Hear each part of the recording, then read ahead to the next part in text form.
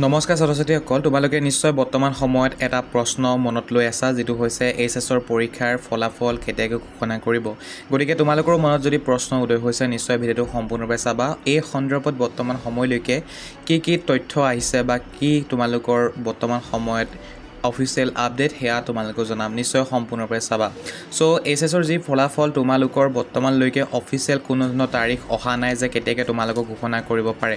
অৰ্থাৎ কাইলৈ যদি ঘোষণা কৰে বা আজি যদি ঘোষণা কৰে, তেনেহ'লে কোনো ধৰণৰ অফিচিয়েল তথ্য অহা নাই।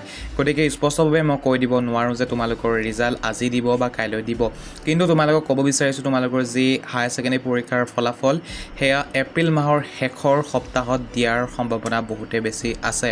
কিয়নো তোমালোক সকলোৱে নিশ্চয় জানা, মে' মাহত ইলেকশ্যন আছে আৰু বৰ্তমানলৈকে যি তোমালোকৰ বহিছোৱা প্ৰক্ৰিয়া বৰ্তমানো কৰিয়ে আছে। গতিকেলৈ অতি শীঘ্ৰেই, অৰ্থাৎ তোমালোকৰ এপ্ৰিল মাহৰ শেষত দিয়াৰ সম্ভাৱনাটো বহুতেই বেছি আছে। আৰু যিসকল ছাত্ৰ ছাত্ৰী আমাৰ হোৱাটছআপ চেনেলটো বৰ্তমানলৈকে ফ'ল' নাই কৰা, নিশ্চয় ফ'ল' কৰি ল'বা, কাৰণ তাতে আমি যেতিয়াই যিকোনো ধৰণৰ আপডেট নাহে কিয়, ৰিজাল্টৰ সন্দৰ্ভত বা অন্যান্য আপডেট আহে, আমি তাতে জনাওঁ। গতিকে নিশ্চয় ফ'ল' কৰি ল'বা।